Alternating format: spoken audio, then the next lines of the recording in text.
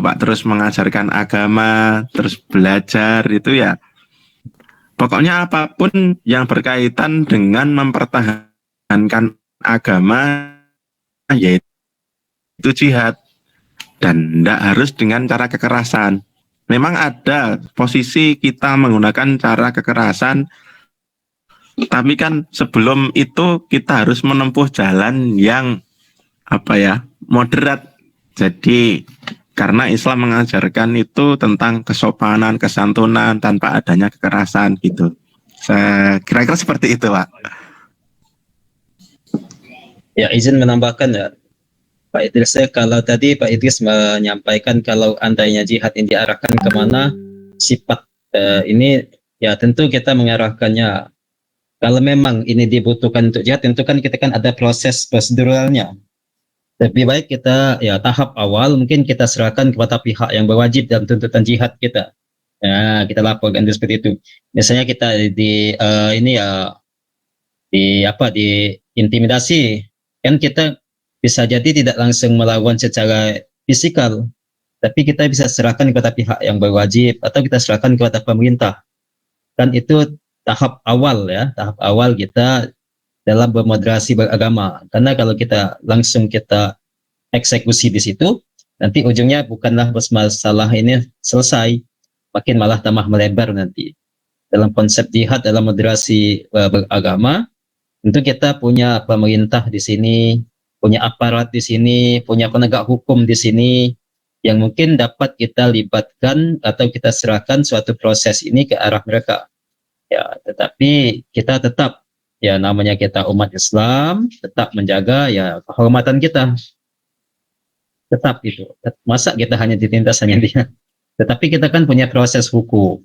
Kita ada aparat hukum seperti itu. Ada pemerintahan yang berwenang untuk menengahi konflik-konflik seperti ini. Ya, na'udzubillah ya, jangan sampai ada. Ini maksudnya Pak Idris ya? Ya, setuju, bagus. Intinya hanya semacam ini, berarti nopo sebenarnya masalah itu sesuai dengan kondisi. Karena pada waktu dulu Islam kondisi awal, maka ada istilah jihad pemaksaan ya untuk kondisi awal pada zaman Kanjeng Nabi.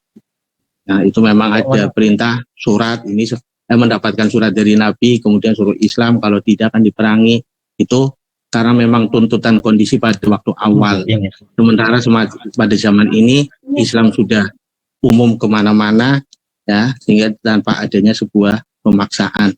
Intinya kalau dulu itu karena melihat istilah kondisinya pada zaman itu memang tuntutannya untuk semacam itu. Sementara jihad pada masa sekarang seperti pada Kanjeng Nabi setelah pulang dari perang Badar yang dikatakan perang terbesar, Kanjeng Nabi mendahulukan kita akan pulang dari perang yang besar akan menuju perang yang lebih besar, yakni memerangi hawa nafsu. Nah, itu kan melihat dari kondisi yang ada pada waktu itu atau situasi. Ya, sekian kartun ini 10 menit malah lagi. Habis ya. Bagaimana ini diskusinya kita buat cukup di sini saja, sudah selesai ini. Ini semakin panas ini. Terima kasih. Ya, teman-teman yang lain mungkin dari kelompok 1 ada yang ingin menambahkan ya, debat diskusi panjang kita hari ini. Begini Pak Zul, selaku dari kelompok 6, waktu juga mengingat tinggal sedikit untuk diskusi sore ini. Saya rasa pendapat Bapak Ibu sangat luar biasa. Mungkin langsung ditarik kesimpulan aja nggak? Karena memang waktunya sudah mepet, ini mau habis juga. Iya betul. Saya kira juga. Ya, apa Pak Gunur Azila suruh menyimpulkan, Gunur Azila? Ah, ini request Gunur Azila suruh menyimpulkan. Oh ya, satu. Oh ya itu Pak Zul berarti menyimpulkan, monggo Pak Zul dari awal. Ya. Ini 1 menit lagi, silakan.